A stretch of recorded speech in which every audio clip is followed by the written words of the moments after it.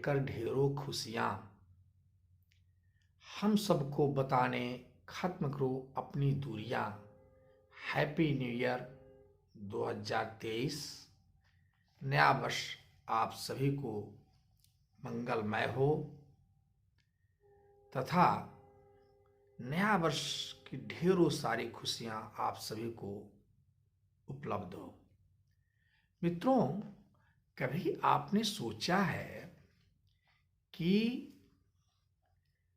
मार्च के अंतिम तारीख को बही खाता बंद होता है, सारे कारोबार बंद होते हैं, 1 अप्रैल बंद रहता है और फिर 2 अप्रैल से नया कार्य शुरू होता है, जबकि हम लोग नया वर्ष जो अंग्रेजी नया वर्ष के रूप में माना जाए, यह 1 जनवरी को ही क्यों मनाते हैं।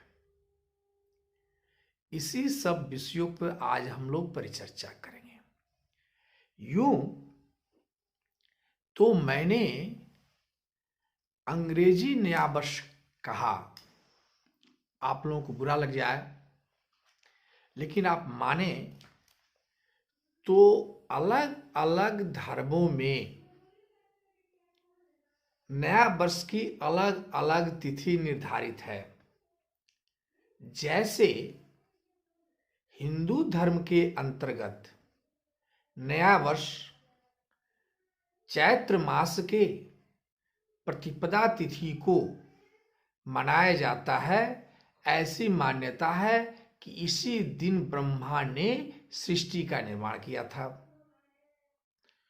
तो वहीं इस्लाम धर्म के अंतर्गत हिजरी कैलेंडर के अनुसार मुहर्रम से नई वर्ष का प्रारंभ होता है। अन्य जगहों देखा जाए तो थाईलैंड में 13 या 14 अप्रैल को नया वर्ष मनाते हैं, जिसको सोंगक्रन कहते हैं। तो कंबोडिया में 13-14 अप्रैल को ही मनाते हैं। श्रीलंका में मध्य अप्रैल को मनाया जाता है। इथोपिया में 11-12 सितंबर को मनाया जाता है। और इसी प्रकार से अन्य देशों में अलग अलग समयों पे नया वर्ष मनाने का, जैसे चीन में देखें तो चीन में जो कैलेंडर होता है वह चंद्र कैलेंडर के अनुसार चलता है और यह 3 साल पर इसको पुनः देखा जाता है। इस प्रकार चीन में 20 से 22 फरवरी को नया वर्ष का समय आता है।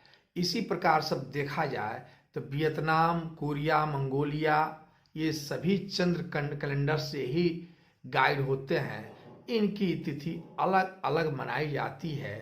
इसी प्रकार से अलग अलग देशों, अलग अलग धर्मों में नया वर्ष मनाने का अलग अलग तिथि निर्धारित है। अब हम आते हैं जनवरी, 1 जनवरी जो हैप्पी न्यू ईयर के रूप में हम लोग मना रहे हैं, ये क्या है? तो सर्वप्रथम नया वर्ष मनाने का शुरुआत कब से शुरू हुआ? तो ये जाने कि सर्वप्रथम बेबोलिन में 21 मार्च को बसंत ऋतु के समय नया वर्ष मनाया गया था। उस समय 8 दिन का सप्ताह हुआ करता था। 310 दिन को इसका साल मान लिया गया था। इसके बाद जो यूरोपियन कंट्री थी, इन लोगों द्वारा हमारे हिंदू कैलेंडर को अपनाया गया और इसके बाद 45 ईस्वी पूर्व में रोमन तानाशाह जूलियस सीजर के द्वारा एक रोमन कैलेंडर का निर्माण किया गया, जिसे जूलियस कैलेंडर के रूप में माना गया। यह निर्माण लेवल के प्रस्तावित किया गया, चूंकि उस समय 10 ही महीना होते थे, इसीलिए बाद में जूलियस ने जनवरी और फरवरी को भी ऐड किया जोड़ा। चूंकि 10 ही महीना के होते थे, इसलिए मार्च को पहले से 1 मार्च को उस समय नया वर्ष के रूप में माना जाता था।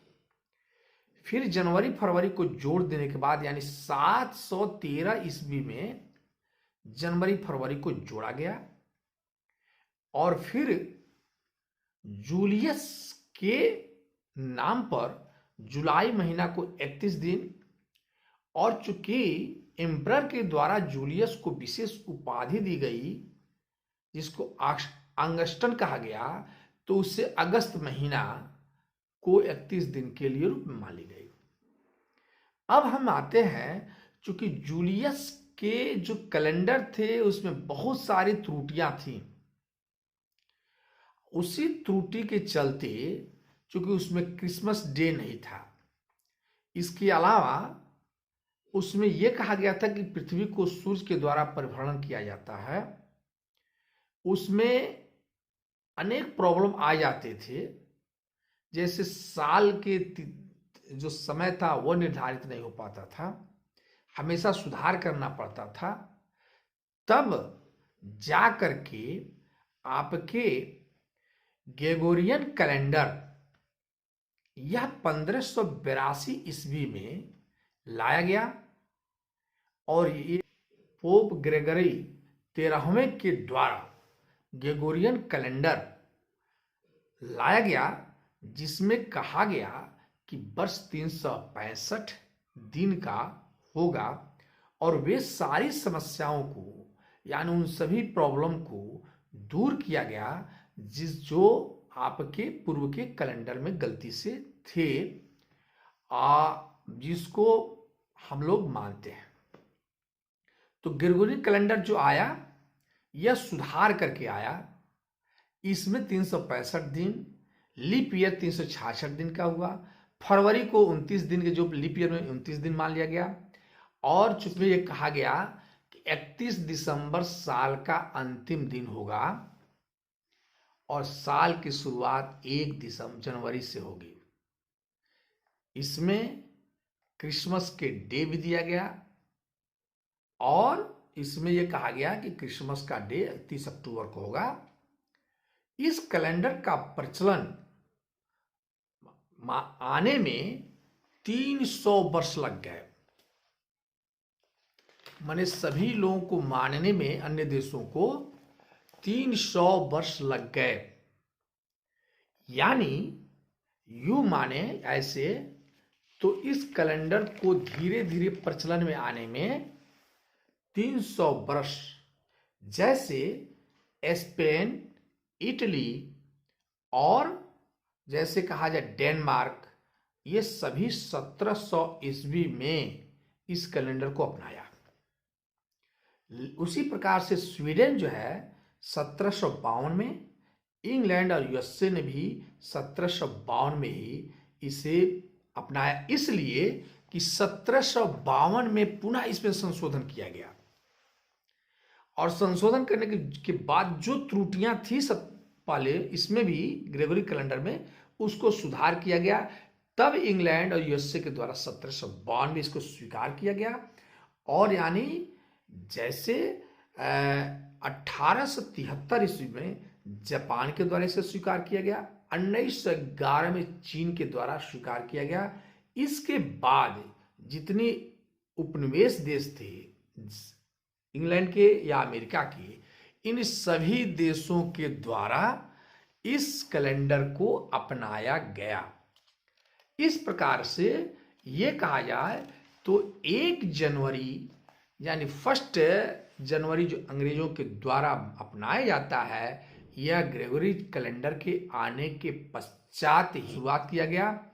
और यूं कहें तो हम लोग भी, चूंकि हम लोग भिन्न भिन्न सभ्यता या भिन्न भिन्न कल्चर के लोग एकजुट होते हैं किसी भी कार्यक्रम में, या वो होली हो तब हमारे अन्य संप्रदाय के लोग उसमें शरीक होते हैं, उसी प्रकार से ईसाइयों के इस अंग्रेजों के इस पर्व पे हम सभी शरीक होते हैं और ये नया वर्ष हम लोग मनाते हैं। तो ये हम भारतीय भी इसको 1 जनवरी को इसको अपनाए।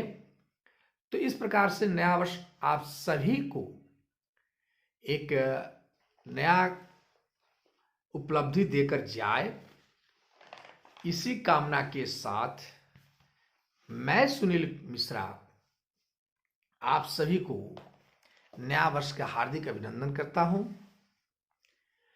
नया वर्ष मंगलमय हो इसकी कामना करता हूं। अगर मेरी ये वीडियो अच्छी लगी हो तो कृपया सब्सक्राइब करना न भूलें, वे लोग जो पहली बार आए हैं। नमस्कार।